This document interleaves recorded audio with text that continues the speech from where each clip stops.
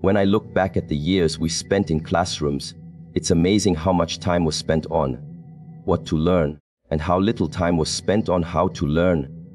We were handed books, given assignments, tested on our ability to memorize, and told to aim for the highest grade possible. But no one sat us down and said, "Here's how you take something unknown, break it down, absorb it, and make it yours for life." That skill, the ability to learn anything, anytime, is worth more than any single piece of knowledge you could ever be given. The world you and I live in now changes at a speed that leaves textbooks outdated before the ink is dry. The career you think you'll have for decades can disappear in a year. New industries are born overnight. The rules keep shifting. And in that kind of world, your biggest advantage is not clinging to what you know. It's building the muscle to learn what you don't. Real learning is not just reading and repeating. It's engaging, questioning, experimenting, failing and trying again. It's taking a complex idea and pulling it apart until you can explain it in simple words. It's seeking patterns, connecting the dots, and knowing that every skill you master now becomes a stepping stone for the next. This is why some people keep rising while others feel stuck. They've trained themselves to adapt, to evolve, to constantly upgrade their thinking. If you know how to learn, no obstacle is permanent. A setback just means you need a new skill. A change in the market just means you need new knowledge. You stop fearing the unknown because you trust your ability to bridge that gap. And once you realize that, you stop being dependent on someone else to feed you information. You become self-reliant, self-driven, unstoppable. And here's the truth. School gave us tools, but it didn't give us the key. The key is knowing that learning is not something you finish when the diploma is in your hand. It's a lifelong game, and the ones who master it play on a different level. The ones who master it can walk into the unknown and come out with something valuable in their hands. Because the real power in life is not knowing everything. It's knowing you can learn anything. We were taught how to solve equations, how to label diagrams, how to follow instructions. But life doesn't hand you a multiple choice test. It throws you into situations where the real challenge isn't what you know. It's how you feel, how you respond, and how you handle yourself when the ground shakes beneath your feet. Emotional intelligence isn't about being soft or avoiding conflict. It's about understanding your own emotions so deeply that they no longer control you, and reading other people so clearly that you can move with them instead of against them. Think about it.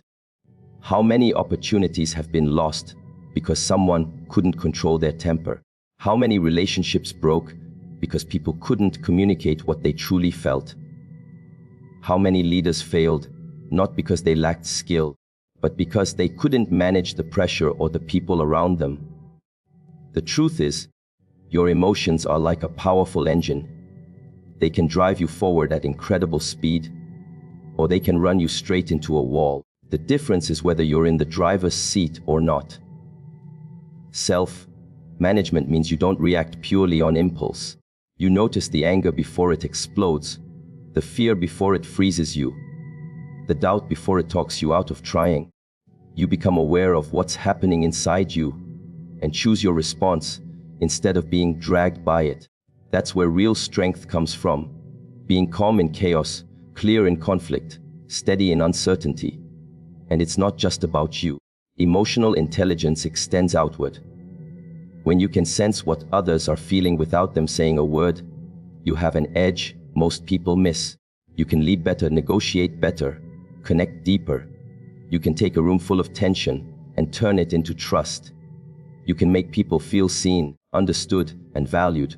And that, more than any resume or credential, is what opens doors. We live in a world where machines are learning to think faster than us. But no machine can replace the human ability to connect, to empathize, to inspire. That's your advantage if you choose to develop it. Because when you can master your emotions and understand the emotions of others, you stop being just another person in the crowd. You become the one people trust to follow. From the first day we stepped into a classroom, We were taught that the right answer was the one written in the textbook, and the best students were the ones who followed the rules exactly as they were told. But life doesn't work that way. Out here, the rules change. Sometimes the people giving instructions don't have the full picture. Sometimes the right answer everyone believes is completely wrong. And if all you've trained yourself to do is follow orders, you'll never see the bigger game being played. Critical thinking isn't about being rebellious for the sake of it. It's about not accepting things at face value. It's about asking, why is this true? Who benefits from this? What's missing here? It's about seeing the moving parts that most people overlook. Because the moment you stop questioning, you stop growing. You start living on autopilot, letting someone else's thinking shape your decisions, your future, your life. The people who rise in any field aren't always the ones with the most knowledge. They're the ones who can see patterns, spot problems before they explode, and make decisions based on reality instead of habit. They're willing to challenge outdated methods. They're not afraid to admit when something doesn't make sense. And because of that, they create new paths instead of following the old ones blindly. There's a certain discomfort in questioning. It's easier to nod along, to do what's expected, to avoid rocking the boat. But comfort is dangerous when it becomes a prison. If you want to lead, you have to be willing to stand apart, even when it feels uncomfortable. And here's the key. You don't question everything to prove others wrong. You do it to find what's right, to get closer to the truth, to make better choices that actually move you forward. When you can think critically, you stop being manipulated by trends, by fear, by loud voices claiming authority. You can look at the noise and see the signal. You can navigate the world with your eyes open, and that changes everything. Because in a world where most people are content to follow, the ones who ask the right questions are the ones who end up creating the answers. We spent years in school learning how to calculate interest rates in math problems, but no one ever explained what interest really means when it's your money on the line. We memorized economic terms for exams, but no one showed us how to read a bank statement, invest in assets, or build wealth that lasts. Most people leave school knowing how to earn a paycheck, but not how to make that paycheck work for them. And that's why so many end up trapped, working harder and harder, but never feeling free. Financial literacy isn't just about numbers. It's about understanding how money moves, how to keep it, and how to make it grow.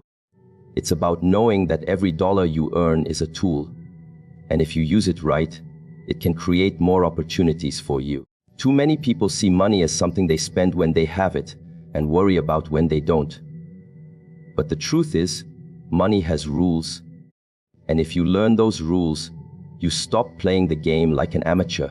The first shift is changing your mindset from, I work for money, to, money works for me. That means learning how to save not just for emergencies, but to invest. It means understanding the difference between assets that put money in your pocket and liabilities that take it out. It means realizing that small, smart decisions today can compound into massive results years from now. But here's the part no one tells you. Financial freedom isn't about greed. It's about choice. It's about waking up and knowing you can spend your time how you want, with who you want, doing work you actually care about, because you're not chained to the next paycheck. Money doesn't buy happiness, but it can buy you the space to build it.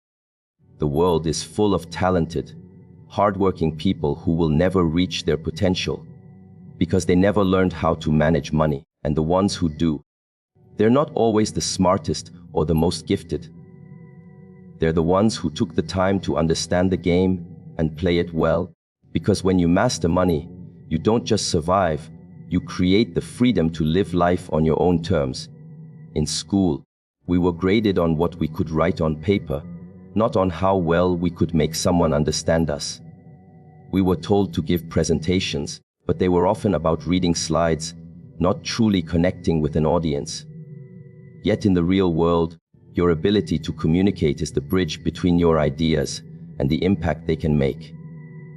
You can have the best vision, the most brilliant plan, the most valuable insight, but if you can't express it in a way that moves people, it will stay locked inside your head. Communication isn't just about talking, it's about clarity.